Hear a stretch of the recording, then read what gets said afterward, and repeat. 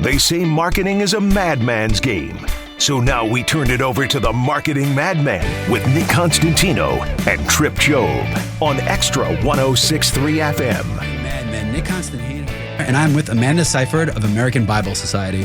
And today we are talking specifically about the Hero Squad program. So first off, Amanda, how are you? I'm doing great. Thanks for having me here, Nick. It's wonderful to have you. And let me set up the preface as to how this is. So this is a conversation about religion.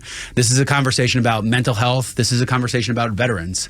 We also have Shane Keller in here. And Shane is one of our sales guys for this team. And I've gotten to know Shane over the past couple of years. And Shane manages this account. Shane has done a wonderful job. He knows a lot of the nuance of how they market. But also Shane fits really well into this story as to why some people sometimes need help from a higher power other than themselves. So I think this is going to be a great conversation. So before we get into it, Amanda, please first introduce American Bible Society, what you guys do, what your position is, and then we can start talking specifically about the Hero Squad program. Sure. Yeah, American Bible Society has been around for more than 200 years. Wow.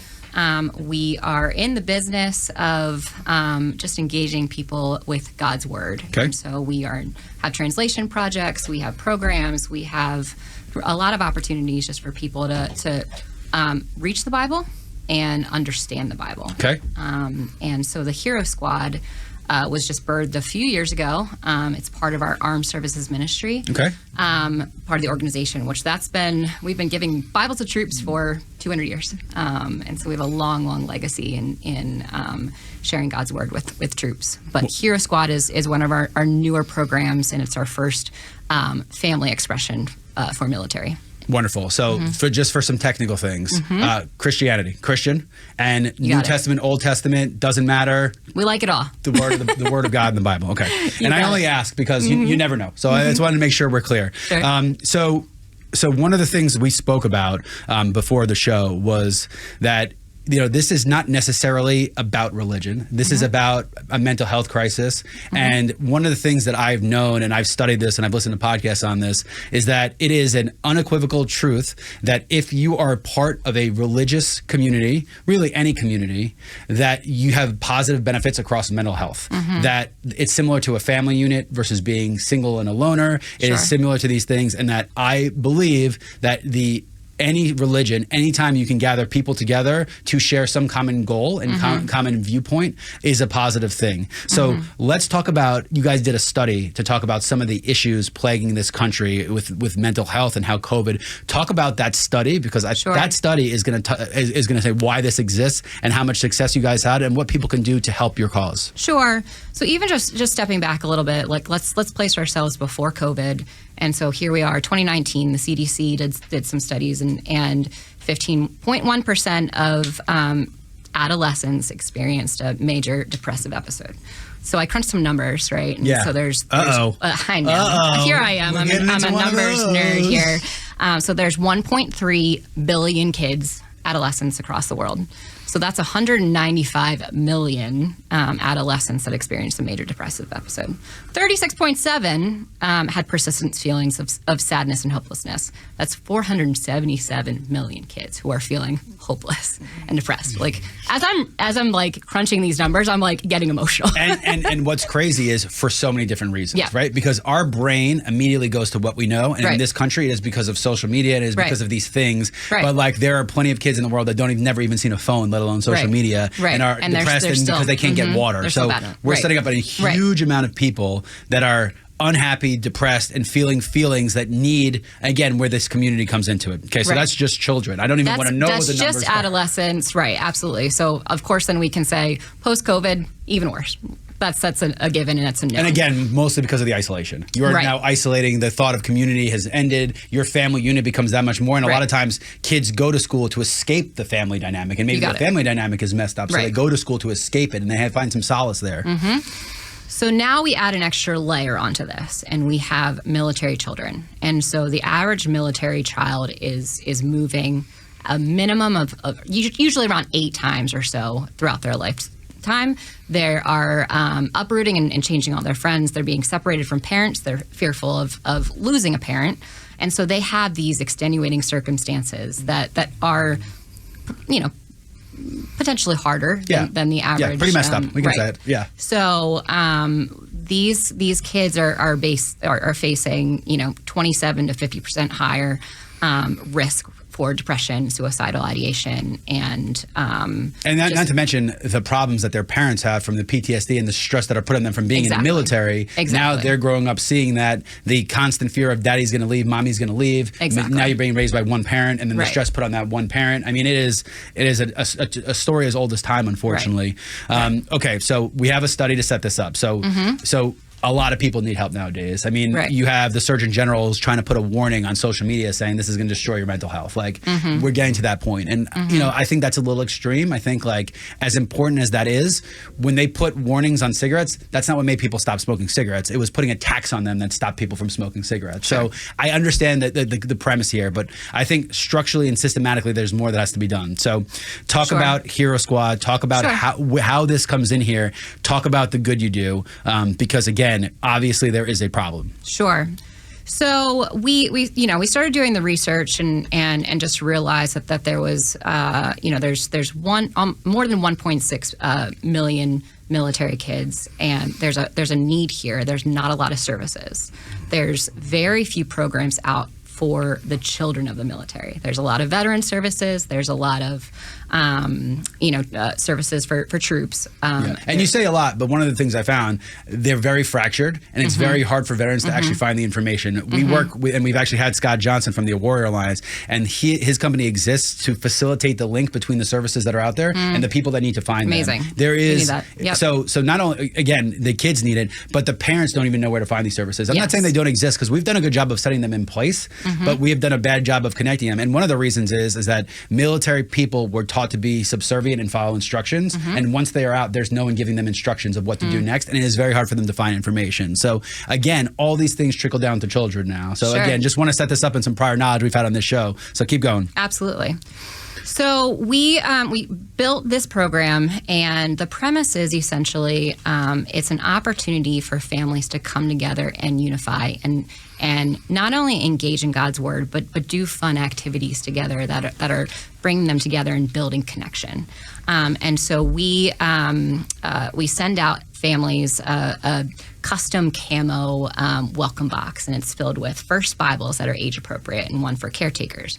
It has these custom devotionals that are age and gender specific, and they're using military language that a kid is feeling known and seen and understood, and they're going to engage more if it's language and things they understand than they are reading the Old Testament. Let's just call it what it is. It's not exactly it doesn't exactly translate in today's modern age. So you're trying to make it something that is more appealing and easier for them to digest and engage. And they feel understood, and so because it's age specific, we're dealing with, for the adolescents, we're dealing with topics that they're struggling with, whether that's social media or bullying, or we're tackling these issues. Puberty. Oh my goodness, my daughter's 6 and I'm terrified already. Oh, I'm sorry. I'm terrified already. I'm terrified already.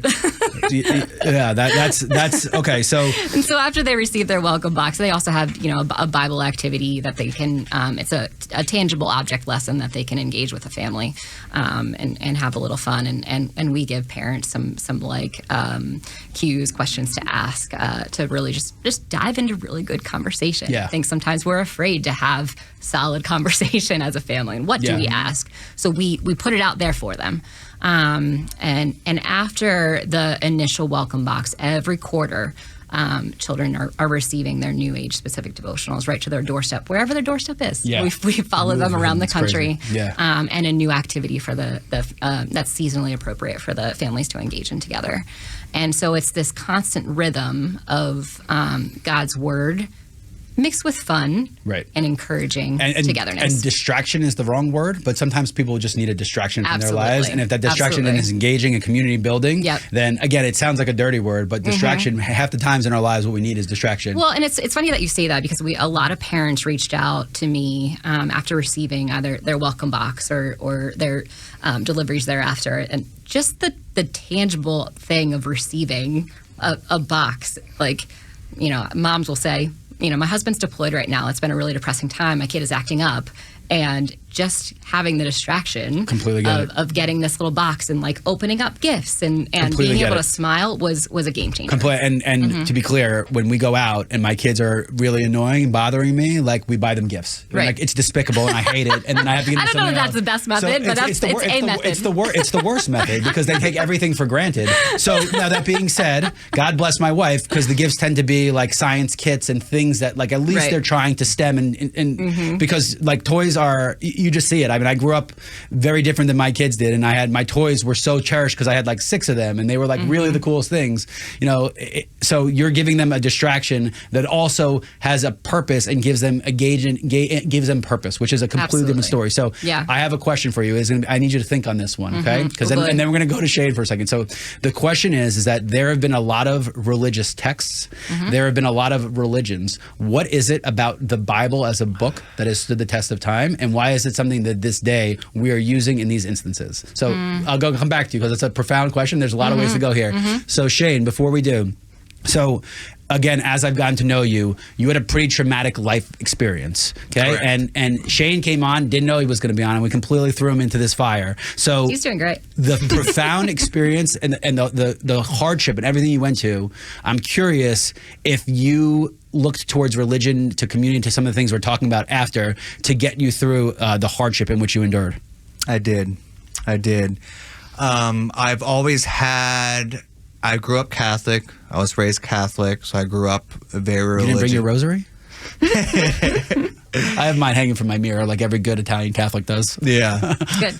But just throughout the process, it just made me kind of rethink and reevaluate everything, the direction my life was going, just everything about my life. And I just became closer to God throughout that process. It was a situation where, there was pretty much nowhere else for me to turn except for God. Yeah. And that's a powerful feeling. And one of the ways I look at it is, so I go to church once a month. My wife goes every weekend.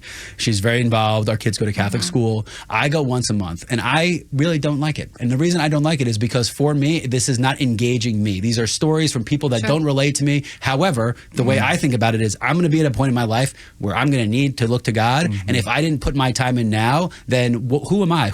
How dare I sit here and then beg for someone to help me who I've shunned and never looked towards my whole life. Right. So that is why I go. And that is a odd way to put it, but I bet you if more people put it that way, their connection to religion would be actually much stronger. Because everything in life, people want instant gratification for everything. No one wants sacrifice anymore. They just want it. Even going for that hour and a half to go do it is still a sacrifice that I'm doing of my time, and it becomes almost a ritual of what you're doing it, which is, I think, really important. So that being said, we've all announced our religiosity. Why has the Bible made it to this day, and why is it something that people are still using the way they are? Sure.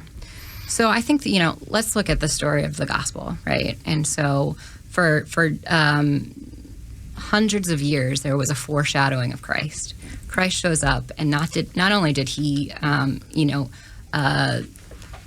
show up and completely revolutionize, the understanding, but he came so humble. He could have been a king. He could have been, magnificent and had all the wealth in the world. He came as a baby in a manger.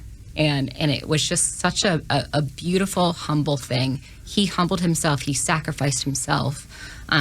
God sent his son, and then he was sacrificed on the cross so that we could live, that we could have life.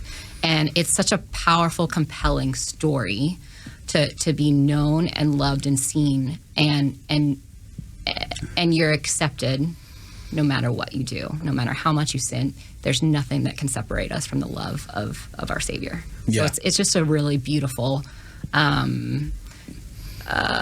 understanding that you're always known, loved, and seen. Yeah, and I think, let's just call it as a story, because it really is. There's rich characters. Sure. There's places that exist. It's not in some fictional land. There's places that exist that people can go. I mean, there's so many parts of it. And look, anyone who understands language over 2,000 years will never be the same. So part of the problem is not that the stories don't hold up. It's the language and the systems that are put in place don't hold up. So that I get a little annoyed when people start talking about, well, how do you relate to something, the story? But that's any kind of society will change so much over 2,000 years. Yep. We are human beings versus animals because of how quickly we change and adapt, which is it. So, I think that's a great way. And I think that when you are trying to share the gospel of anything, you always fall victim of people looking at you and saying, you're just preaching for blah, blah, blah, or you're just trying to do this. So talk about to the naysayers who are looking at you big, oh my goodness, I can't pay attention. And talk about overcome some of those objections that people have and why you guys are doing the good work. I can give a quick personal, like Sheen, there's things happen in life. Life is hard.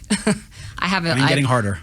Right. I lost 2 parents, and that was, a really terrifying, grueling, gut-wrenching experience. And, years through it, I found and experienced a God that was there with me in like my darkest and hardest moments.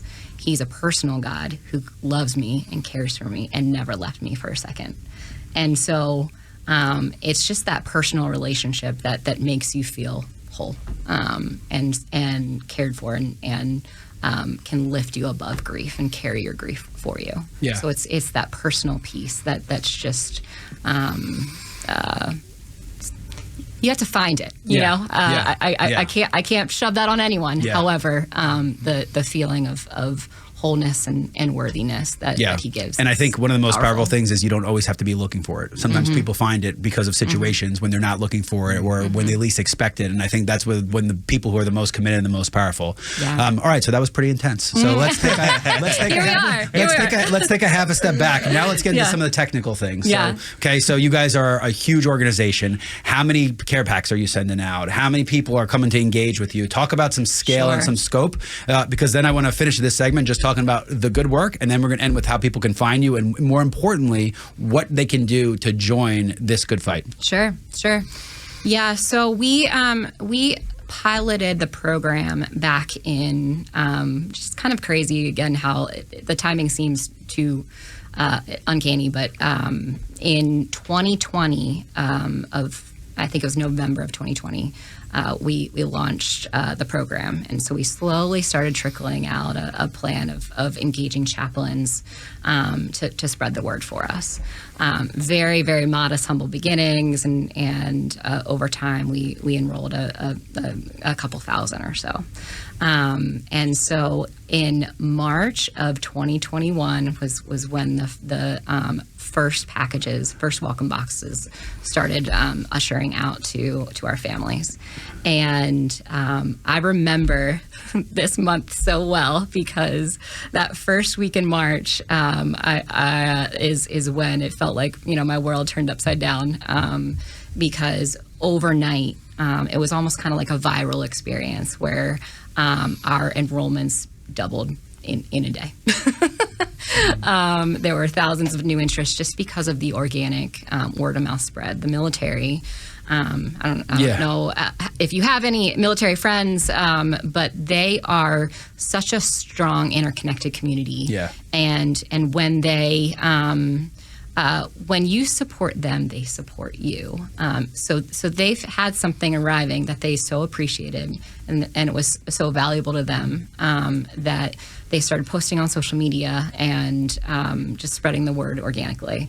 And we drastically increased in numbers over the next year. And we actually had that first year, we outgrew well beyond what we had anticipated. Yeah. And had to start waitlisting families just because of not having the budget quite yet ready to release the floodgates. And so the most surprising thing for us was simply that we didn't really have to do much marketing because our users, our enrollees, were the ones doing the marketing for us. Yeah.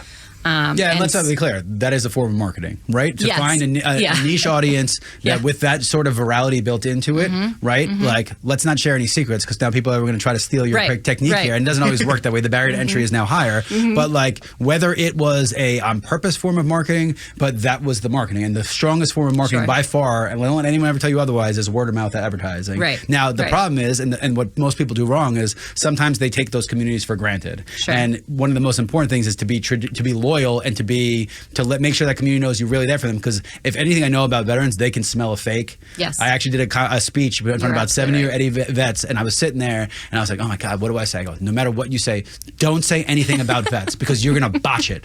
Like, you have no military history. You would never, like, you wouldn't cut a day. Don't say anything. So I talked about other things, and it was the right call because they can smell people who are trying to take advantage of fakers very quickly. So what do you do now? What do you do back to the community? How many families are you serving? How do you engage with them, and how do you keep that virality growing? Sure. So at this point, we've served more than 30,000 family members in the program, and still waitlisting periodically here. We have a yearly enrollment that's coming up pretty soon, and we're still every quarter we're sending out new packages to existing families, and then welcome boxes to the new ones.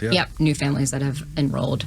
And so we're year 3 here, but we have a military mama who's been our writer, and she's just really stellar. She's pushing out such rich, good content for these kids that not only are we using them for our devotionals that we're shipping out, we're also repurposing them. Have you ever heard of YouVersion? Yes. So we're taking our old content and creating reading plans on YouVersion. Wonderful. So they're available. Wonderful.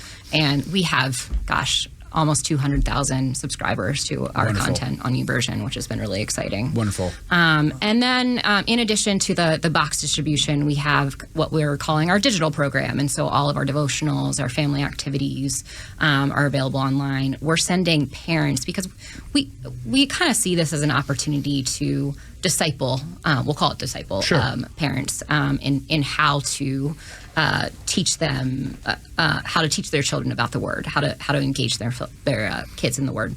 So every week we're sending out a digital devotional, and that's a really hard thing, right? Like, you want to see how hard that is. Sit with your child at 6 years old during the Passion in Easter, and like sit with your child and be like, these people were killed. The Romans came with spears. They had him, but Daddy, he was such a good man. I can't explain it, sweetheart. This is just how it goes. So sometimes we don't. I mean, maybe we're a little subject specific. But I'm saying it is encouraging. It sounds like it's so easy to explain it, but you start getting to some of the nuance, and especially man, you walk around like Venice or Siena, and like you're looking around at the paintings, like, where am I taking my child? So the beauty is our writer and our content is explaining it in a package deal for our parents. They don't have to do the work of trying to do all of the exegesis and the study of the Word in order to be able to explain it. It's explained for them. Here's some questions to ask your kids. This is for a age 13 through 17-year-old. Ask this question. God bless them, because not only did I have to sit through that, but I was also in Greek school, so they yelled at me for not speaking Greek at the same time too, and pretty much hit my hands with a ruler because I wasn't speaking Greek. And you think this was like a third world country? This is like Queens, the middle of New York City. I'm getting whipped on my hands because I don't speak Greek. Look, this has been an awesome segment. We're going to come back after the break. We're going to finish this out, and I'm going to also pop another crazy question on you just to see what I can get out of you. So you've been listening to the Marketing MadMen on Extra 106.3, and we'll be right back. Welcome back to the Marketing MadMen on Extra 106.3. Nick Constantino here, and we're finishing up our conversation with Amanda Sypherd of American Bible Study. So you have a study out there. Sure. Talk about that study, and then I think we've done enough to tell people how much this service is needed, and then we're going to tell people how to help you out. Yeah. So about a year into the program, we wanted to know where we were at. Is this actually effective? And, if you build something, a service, you don't want to continue utilizing $200 if it's not really working. And so we partnered with Baylor University. It's their Institute for the Study of Religion. Okay. And led by Dr. Byron Johnson, who is just a genius. And we did a pre and post test of 250 participants. And we tested about 30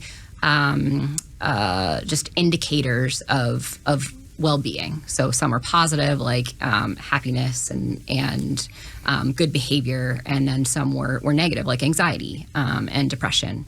And of the 30 behaviors indicators studied, there was improvement in all of them. In all of the positive behaviors, there was improvement. In all of the negative behaviors, there was a decrease. So there was a 53% increase in individuals drawing on faith to cope with stress, which is like a really huge, astounding. And that's what people need, a coping mechanism for stress and when they're in those situations. A 30% increase from the program based on just only 3 months of intervention at this point, of increase in families coming together and reading the word together, which is unbelievable. It's working. So at the end of the day, we were just really pleased to see that we have something that to us there's tangible evidence that it helps. It's the answer to the mental health. I love it. And look, there's good news, and bad news. Okay, so the good news is you've reached 30,000 people. Yeah. The bad news is there's still 1.47 million people out there to reach. The good news is there's still 1.47 million kids out there to reach. So you guys have a lot of room to grow. So my recommendation to everybody, I'm assuming that study is online and easy to find.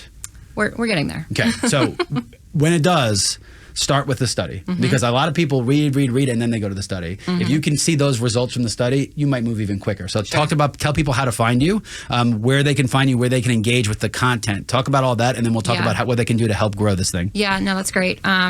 So for those military families out there, the easiest way to enroll and at least read up on the program is myherosquad.org/enroll. And that gives a really good overview of what we offer.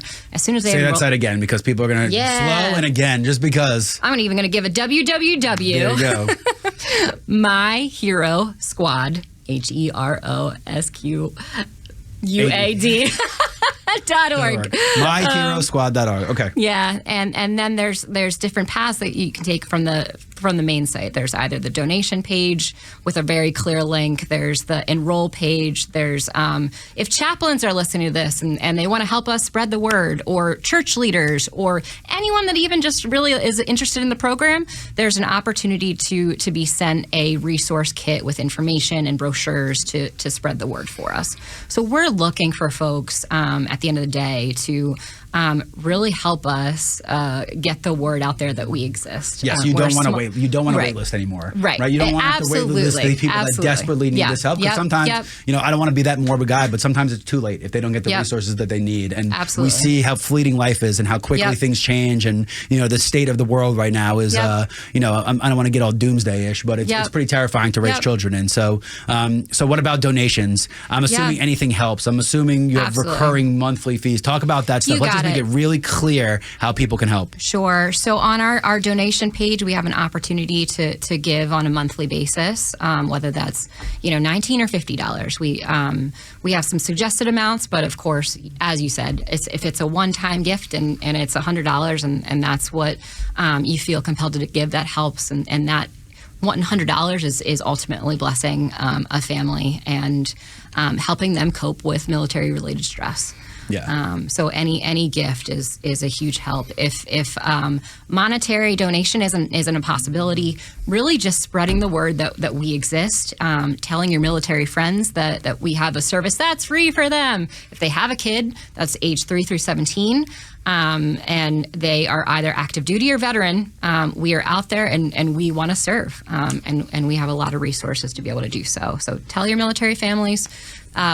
Post about it on social media, like our military families have done. So we're really looking for advocacy and getting the word out and really prayer. I think at the end of the day, I'm a praying woman. Yeah. I think it changes things, and God listens, and so if you're a praying individual, we'll certainly take the prayers. And that's one of those things I think everybody prays differently. Yep. So this is not you have to sit down at night with your hands crossed under your bed. Like you pray how you pray. You sure do. Pray for what helps people and pray for good causes, because there's a lot of people out there who need help. You got All right, so we're going to throw you with one hard question to close this out. Okay, so this involves just the lessening religiosity rate. If that's definitely not a real word. But if you look at studies that this country as a whole there's more atheists, there's more people that are abstaining from religion, and it is following some pretty dark times and things that we see out there and the advent of social media and all of these things. So talk a little bit about what the next couple of years look like for religion in the Bible, and talk about how you guys are going to overcome some of those hurdles. And, maybe it swings back the other way. It usually does, but who knows how long that's going to take. Sure. So listen, at the end of the day, the stats are out there. There's a drastic decline in people who trust the word or believe that it's real.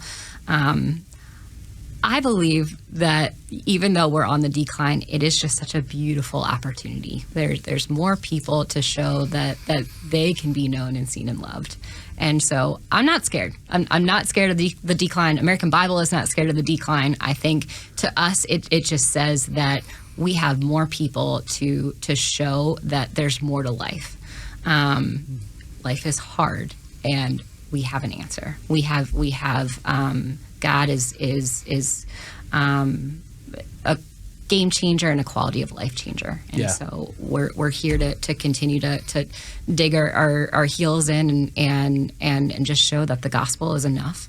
We don't need to bolster it. We don't need to make it fancy and have bells and whistles. At the end of the day, the gospel is powerful, it's beautiful, and it's a life changer. Yeah, and I think no one's telling you that you need to become a priest overnight. Right? Yeah, no one's saying we need to go from 0 to 60, and you have to go and change your entire life and ship off to a monastery in Italy and become a priest. Like, no one's saying that, but sometimes it's as simple as starting somewhere and looking at resources that are available you to start and join a community of people. You will always achieve more as a group and with people's support than you will on your own. So, look, Amanda, this has been a great conversation. We covered a lot of things that sometimes are tricky to talk about, but I think we did it with a nice grace and elegance. Tell everybody how to find you one more time, and then we will close out the show. You got it.